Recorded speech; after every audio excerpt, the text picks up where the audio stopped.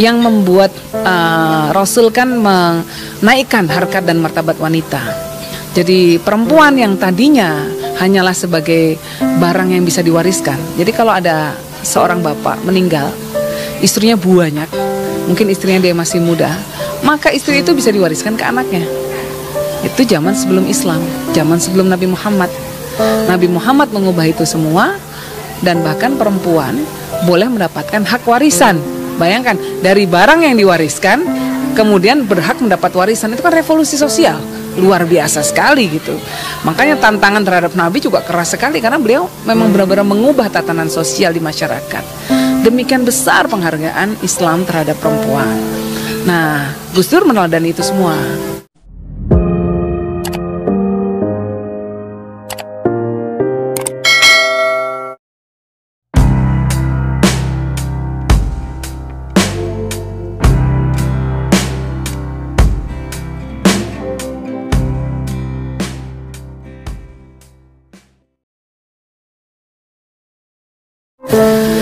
Gus Dur itu menteladani Rasul yang melakukan revolusi sosial ya di kalangan masyarakat Mekah pada waktu itu, yang membuat Rasul kan menaikkan harkat dan martabat wanita. Jadi perempuan yang tadinya hanyalah sebagai barang yang bisa diwariskan. Jadi kalau ada seorang bapak meninggal, istrinya banyak, mungkin istrinya dia masih muda, maka istri itu bisa diwariskan ke anaknya. Itu zaman sebelum Islam, zaman sebelum Nabi Muhammad. Nabi Muhammad mengubah itu semua, dan bahkan perempuan boleh mendapatkan hak warisan. Bayangkan, dari barang yang diwariskan kemudian berhak mendapat warisan. Itu kan revolusi sosial luar biasa sekali gitu. Makanya tantangan terhadap Nabi juga keras sekali, karena beliau memang benar-benar mengubah tatanan sosial di masyarakat. Demikian besar penghargaan Islam terhadap perempuan. Nah, Gus Dur meneladani itu semua. Nah, kemudian dan nggak pakai teori kebanyakan, dipraktekin langsung di rumah. Gitu. Di rumah itu Gus Dur tidak segan-segan ya membantu ibu saya gitu.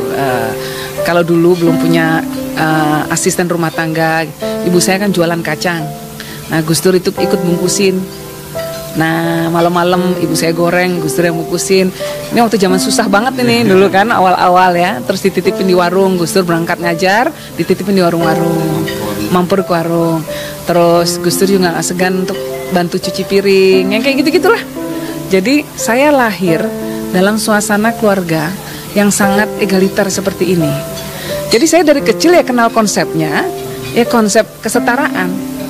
Nggak ada itu bahwa kemudian kita tabu untuk aktif di luar rumah, karena bapak sangat mendorong asal bisa bertanggung jawab ya tentunya gitu ya. Nah itu saja gitu. Jadi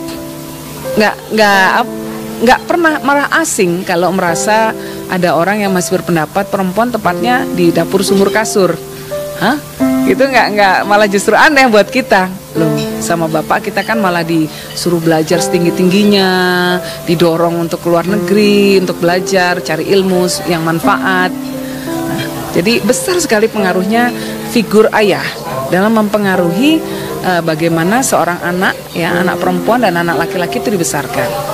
Nah, contoh gampangnya nih ya, kalau anak yang hidup dalam sebuah keluarga di mana di dalamnya ada kekerasan dalam rumah tangga dilakukan oleh seorang ayah terhadap ibunya, maka ketika dia besar, dia akan mencontoh pola itu. Dan biasanya dia akan menjadi korban kekerasan juga. Karena dia menerima itu sebagai sebuah konsep nilai. Dia pasrah, nggak masalah. Dalam sebuah keluarga yang keluarganya poligami, maka anak perempuannya juga akan bersedia di poligami. Ini pola-pola yang kita lihat terjadi pengulangan. Nah, makanya jadi penting banget ya, kalau kita ingin mengajarkan kepada anak perempuan kita untuk dihormati ya oleh pasangannya, maka dia harus diajari untuk mencari pasangan yang bisa menghormati dia. Gitu. Jadi jangan mau menikah sama orang yang akan menyakiti dia. Dia harus standarnya harus tinggi. Nah, itu contoh. Iya, karena kalau dia menerima pasangan hidupnya yang memang kemungkinan akan menyakiti dia, kemungkinan akan menduakan dia, ya karena dia melihat itu dalam keluarganya, bisa terjadi pola itu berulang lagi dalam keluarganya dia sendiri. Nah, sebagai seorang bapak ya misalnya ya, punya anak perempuan, tentu kita tidak ingin anak perempuan kita sengsara. Nah, itu kembalinya ke kita untuk membuat toladan dalam rumah tangga, bagaimana memperlakukan istri kita dengan baik. Karena anak perempuan, anak laki-laki akan meniru pola itu.